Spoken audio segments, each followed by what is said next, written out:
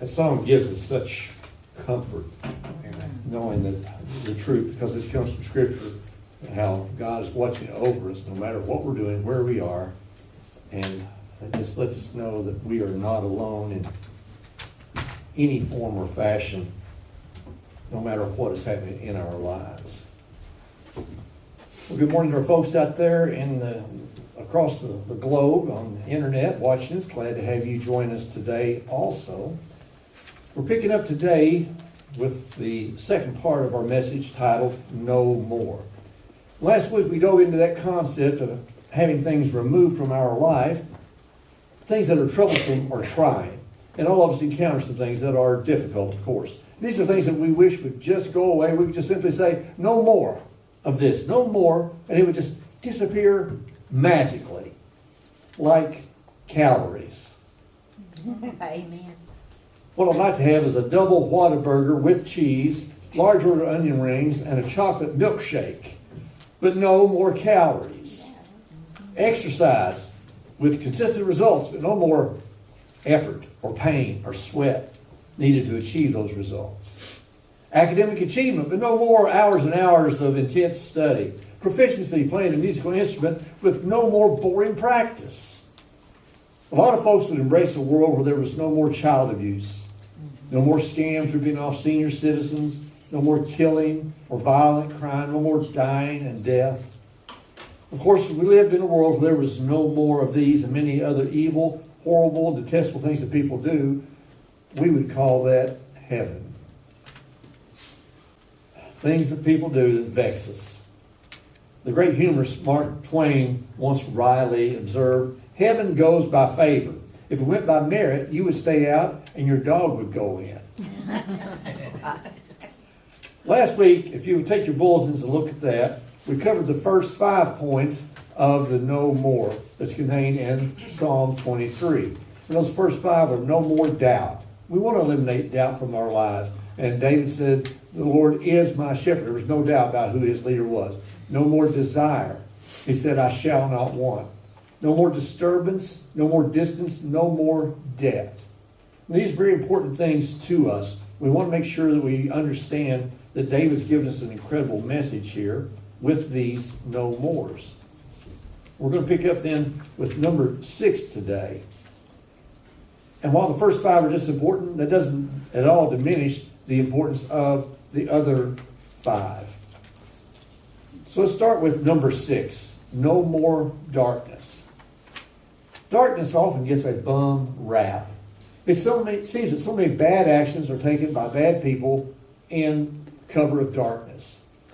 But reality is we should embrace darkness because it comes from God himself. If we look at Genesis 1, verses 1 through 4, in the beginning God created the heavens and the earth.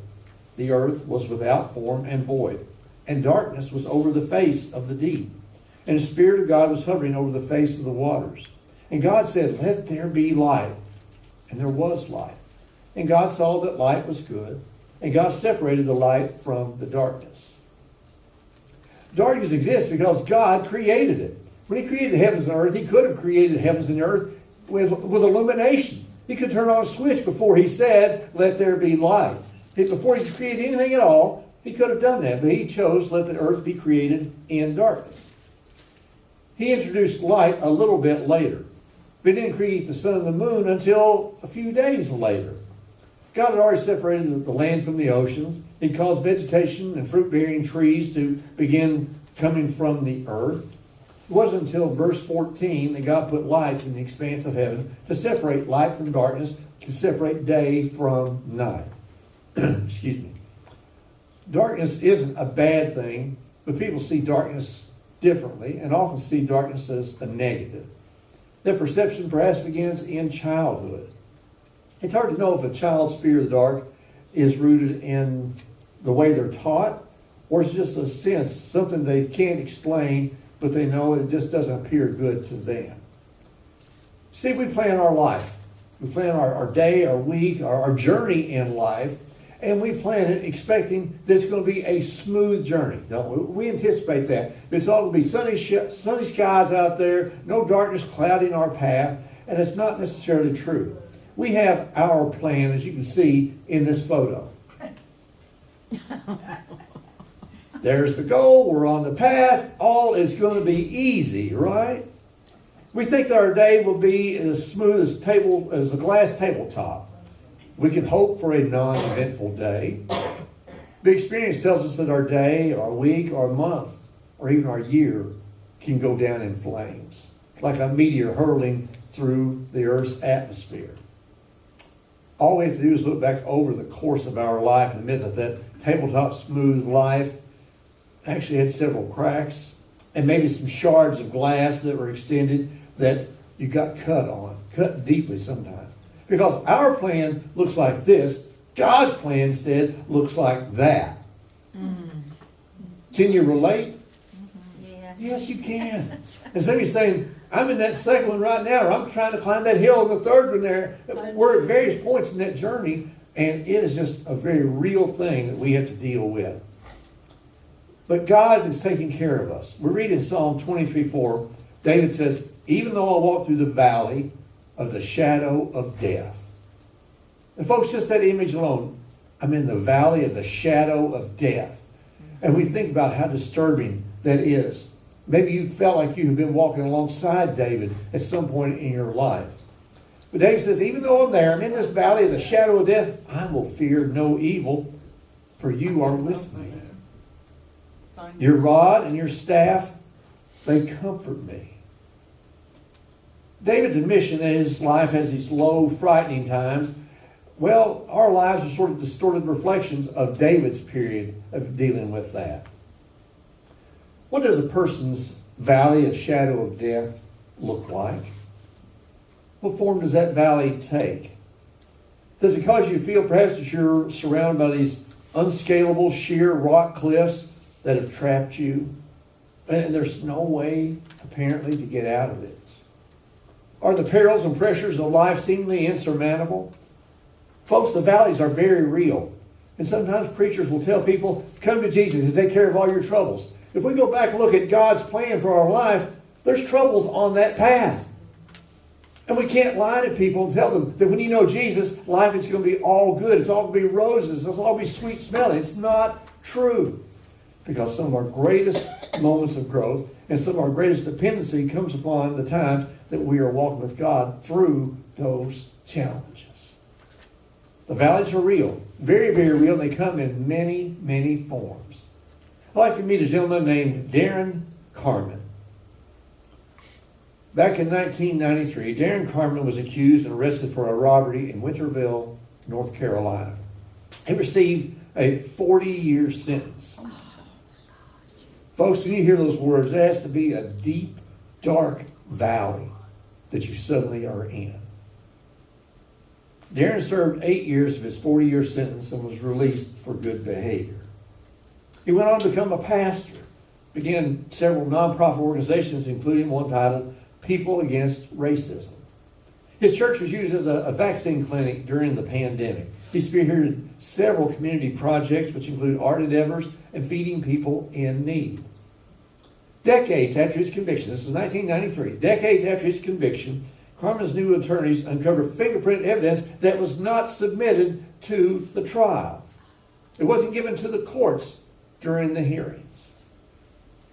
He has filed suit against the police force, accusing officers of arresting him despite the fact that he didn't fit the description given by the witness. The clerk described the armed robber as 6 feet tall with a long afro. Carmen's 5'6", and he had real short hair at the time. And they arrested him and convicted him. The officers took fingerprints at the crime scene, but they left those fingerprints in an evidence locker. Can your valley get any deeper? And the answer is yes. He has since been exonerated, is now pursuing a pardon for a crime he didn't commit. What was his deep, dark valley like?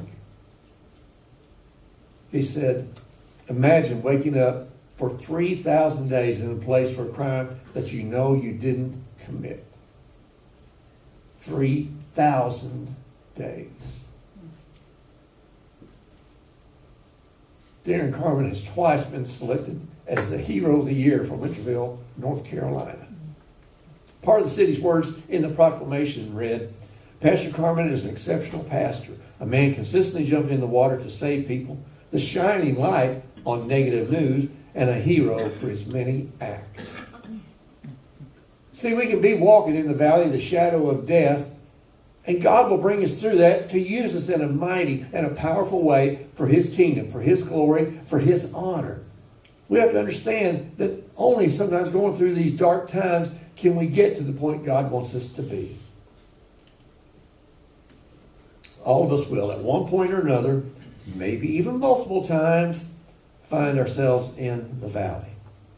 The question we have to ask ourselves, how will we respond? King David had the perfect response. Even though I walk through the valley of the shadow of death, I will fear no evil, for you are with me. Your rod and your staff, they comfort me. What helps you overcome the darkest of shadows that engulf you in the depths of the valley? We read in Malachi 4, verse 2, For you who fear my name, the Son of Righteousness shall rise with healing in its wings. You see, even though I'm covered in shadows, the Son of Righteousness is going to shine down upon me. That's going to be my rescue. Jesus, the light of the world, shone brightly into the light of Darren Carmen. Jesus promises new life and immortality for each of us that believe in Him. And that alone, folks, is enough to brighten our darkest days. Number 7, no more dread. What are the things that you dread most? The threat of a tornado coming toward your house? The threat of obnoxious relatives coming to your home for Christmas dinner? Do you dread tax season? Do you dread going to the doctor for your annual physical, especially the part where the nurse says, step on the scales? You know what I'm talking about. We have some things that we dread, don't we? Dread is the most unusual psychological phenomenon. I say that because everyone doesn't dread the same things. Back in 2019, Hurricane Dorian was barreling toward the Florida East Coast. It had devastated the Bahamas at that point. Now, the Weather Channel, as you know, they're going to have a live broadcast. They got some person who's out there on the beach, and they're running this through their main center there. This guy's standing there on the beach. He's got this stern look in his eye, and he's got this furrowed brow, of worry and concern. He's talking about the ensuing preparations people are making for this hurricane that's coming at them. And on the bottom of the ticker running across your screen says, Floridians prepare for Hurricane Dorian. But behind him on the beach, there are folks in their bathing suits who are out there suntanning. Some of them are sitting under their umbrellas, and they're reading, enjoying their lunch. Some are skipping out there in the waves. Others just walking hand in hand on the beach. Everyone doesn't dread the same things, do they?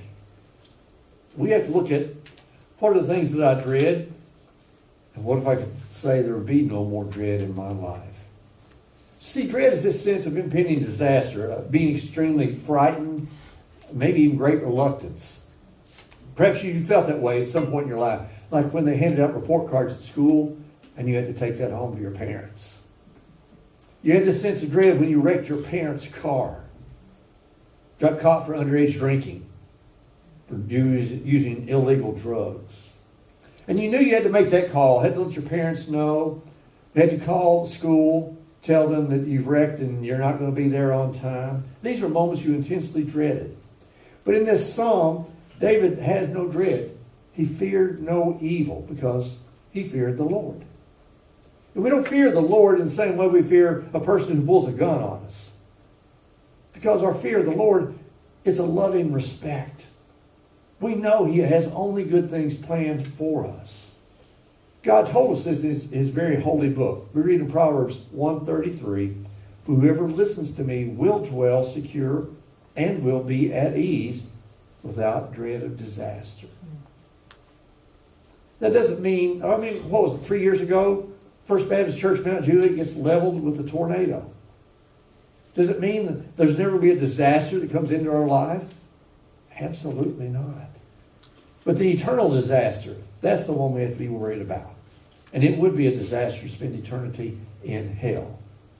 For some people, the prospect of death is something to be dreaded, but not so for followers of Christ Jesus. We're reading John 14. The Lord is speaking. He says, "Let not your hearts be troubled. Believe in God. Believe also in me. In my Father's house are many rooms. If it were not so, would I have told you that I go to prepare a place for you?" He's saying, I've told you, I'm going to have a room ready for you. You're going to have a spot with me in heaven for eternity. Don't sweat dying. He said, if I go and prepare a place for you, I will come again and will take you to myself, that where I am, you may be also. That's all I need to know. He's got a place ready for me. He's going to come and get me. I'm going to be there with him forever. End of discussion. That's all I needed to know. No more darkness. No more dread. Number 8 is no more defeat. Our grandson Landon, he'll be 6 in July. And Landon's in this phase where everything seems to be a bit of a competition. Now you may not know it's a competition, but Landon's mind, it's a competition. He often has this sing-song phrase, "I won, you lose. I'm the winner, you're the loser." Oh my. Well, we admit that defeat can be difficult to swallow because we want to claim victory. We want to claim victory in things in our life. Many of us remember the phrase that Kurt Gowdy intoned each week on the ABC Wide World of Sports show. He would talk about, each segment would begin, and Kurt Gowdy smoothly talk about the thrill of victory and the agony of defeat. Defeat happens in life. We don't win all the time. Sometimes, according to the world, we're the loser. I'd like to meet this gentleman, Giannis Antetokounmpo. I'm sure I'm mispronouncing that. This gentleman's from Greece. He plays basketball professionally for the Milwaukee Bucks. A few days ago, they were eliminated from the NBA playoffs by the Miami Heat. At a press conference this last Wednesday, April 26th, the Bucks superstar, and he's a very vocal Christian, by the way, rejected the notion that loss represents failure. He's known as the Greek Freak. And he challenged a reporter who asked if he considered the season a failure because they lost in the playoffs. And Giannis said, "You asked me the same question last year, I think. You get a promotion every year? No, right? So every year you work is a failure? Yes or no?" Wow. No. He continued, he said, "Each year you work towards something, to a goal, which is to get a promotion, to be able to take care of your family, to be able to provide a house for them, or take care of your parents. You work toward a goal. It's not a failure, it's steps to success." He gave it a great example. He pointed to basketball legend Michael Jordan. He said Michael Jordan played in the NBA for 15 years. He won 6 championships. The other 9 years were a failure. God doesn't want us to experience defeat, eternal defeat. And we may feel defeated at times because you're working hard and you're trying to serve God and you're worshiping Him and things just aren't going the way you hoped that they would. But God doesn't promise that they'll go the way that you hope they would. You think back to God's plan, and our plan is smooth. His, it's up and down and around and about and through the challenges. So when you're serving the Lord, what constitutes defeat? David feasted at the table of the Lord in the presence of his enemies. In perfect quietness, he fed on the victory of Christ, knowing the enemy couldn't touch him. We're currently using a video series on Sunday evenings, a series titled, "Don't Give the Enemy a Seat at Your Table." So right now I want you to picture a table. It's set with all the greatest foods that you could imagine. And here's David on one side of the table and God on the other. God prepared this table. And He invited David to the table. And David recognized this. We read in Psalm 23, verse 5, "You prepare a table before me in the presence of my enemies." Think about this. David's enemies are standing around and they're salivating. They can see all that great food. They would like to have that kind of feast set before them, but they can't. It's only for David in the presence of my enemies. And they know they can't touch David. He's sitting there. God is protecting him because he is a man after God's own heart. David said, "You anoint my head with oil. My cup overflows." You see, there's no defeat there. David had his ups and downs. He failed God in a number of ways. But God has already set this table for him. He's ready for him. He said, come and sit. Just a verse earlier, David's talking about walking through the valley of the shadow of death. And now he says, you prepare a table before me in the presence of my enemies. I was down, but now I'm up again. And that's our life when we're walking with God. David doesn't sound like he experienced defeat because he's sitting at the table with the Lord. No more defeat. God is preparing the table for you, providing for you as he is prospering you. We look at John 6, verse 51. Jesus said, I am the living bread that came down from heaven. If anyone eats of this bread, he will live forever.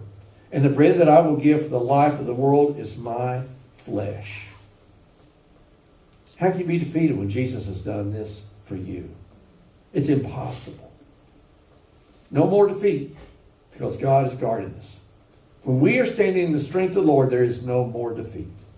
So we've had no more darkness, no more dread, no more defeat. Number 9 is no more disfavor.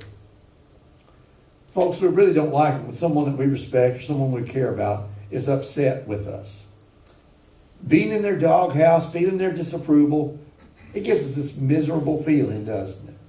And we want to banish that feeling as quickly as possible. An umpire named Babe Pinelli was umpiring a game, and he called out Babe Ruth on strikes. And the crowd, 40,000 people, are booing their disapproval at the call. And this legendary man, Babe Ruth, turns to Babe Pinelli with disdain and said, there's 40,000 people here who know that last pitch was a ball. Tomato head. Well, the other players and the coaches are hearing this, and they're expecting Babe Pinelli to just jerk Babe Ruth out of the game right now, just eject him from the game. But Babe Pinelli was just very calm and cool. He said, maybe so, Babe, but mine is the only opinion that counts. You see, disfavor isn't a concern of the Lord. If people don't like him, it breaks his heart.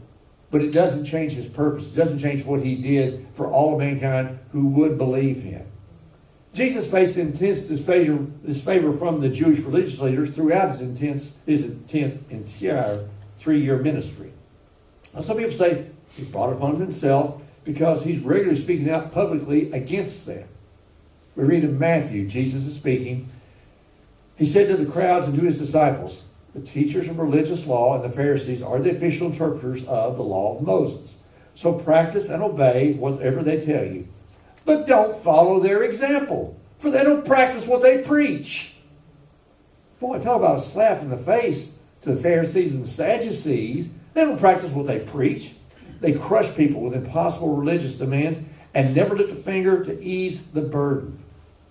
Everything they do is for show. On their arms they wear extra wide prayer boxes with scripture verses inside. And they wear robes with extra long tassels. And they love to sit in the head of the table at banquets and in the seats of honor in the synagogues. They love to receive respectful greetings as they walk in the marketplaces and to be called rabbi. Jesus is saying they're all show and no go. All fluff but no substance. So we can understand why they held Jesus with disfavor. But we're seeing that happen now. More and more the world regularly, blatantly, boldly expresses their disapproval with followers of Christ. It's not just that we're followers, but they're also disapproving of what we stand for because it conflicts with worldly values. So we have to look at that. Whose values do I want to walk with? Who do I want to receive favor from? From the world? And we know that it's a fleeting, fluid thing. Or do I want to receive favor from Jesus? We shouldn't be concerned if we're receiving disdain, disfavor from those who treasure the weird, the woke, and the wicked. And all you got to do is look around, and we're seeing that right now. I saw a story just a couple of days ago. There are people now who are falling into what they call trans-ableism. People who are not, they had nothing physically wrong with them, but they decide that they want to be disabled. There's a 50-year-old woman in Norway who's perfectly healthy, but she rides around in a wheelchair. She said, I wish I'd been born paralyzed from the waist down. A woman in her early 20s in North Carolina had wished she was blind. She tried to put out her own eyesight. This is the weird, woke, wicked world that we are in today. And because we follow Christ, we're not popular. So what? I'm going to follow the Lord and not what the world says is good. Psalm 23:6, David says, surely goodness and mercy shall follow me all the days of my life. This is a man, again, after God's own heart. He says, goodness and mercy shall follow me all the days of my life. I got people attacking me, got people who don't like me, but goodness and mercy shall follow me all the days of my life. The Holman Christian Bible has a slightly different translation, but it's equally encouraging interpretation. Only goodness and faithful love will pursue me all the days of my life. There's a couple of words we should emphasize here. Only goodness. Not the negative stuff. Only goodness and faithful love will pursue me. Do you like that thought? That God's goodness, His faithful love is pursuing you? It's chasing you. It's running after you. That's what we want to know. It's pursuing His children. Filling them with all the good things He's set on the table before them. This is what David experienced. Goodness and mercy followed this man. So no more darkness, no more dread, no more defeat, no more disfavor. Number 10, no more dislocation. Sometimes we've been somewhere we felt out of place. And we know it's a sense of being uncomfortable in that environment. And we long to return to where we know we should be. For some people, it means returning to where they grew up. For others, it means going to the seashore, moving to some coastal area. Others, it means moving to the mountains. Some, it's moving to the nonstop activity and excitement of New York City. Dislocation means that we know we're in the wrong place. There's an old country song titled, I Can't Feel at Home in This World Anymore. And some of you are remembering that song right now. The song speaks about the true growth that Christians experience. And we do. It's a non-stop process from the time we accept Jesus until we take in our last breath. It's true growth. But it also expresses our desire to leave this uncomfortable world that we occupy at the moment, to join our Creator, our Savior in heaven. The song lyrics are attributed to A.P. Carter of the Carter family. Maybe you're familiar with them. And the lyrics of the chorus go like this. Oh Lord, you know, I have no friend like you. If heaven's not my home, oh Lord, what would I do? The angels beckon me from heaven's open door. And I can't feel at home in this world anymore. Because we have this sense of dislocation. I'm in the wrong place. God's got me here for a purpose and for a time, but this isn't my home. I long to be in heaven with Him. And what will it be like when we finally experience the reality of that reward? David answers that question for us as well. Psalm 23:6, he says, I shall dwell in the house of the Lord forever. They can't come and snatch you out. You won't be charged with not paying rent. There'll be no eviction notice. I shall dwell in the house of the Lord forever. You hear that assurance in David's voice.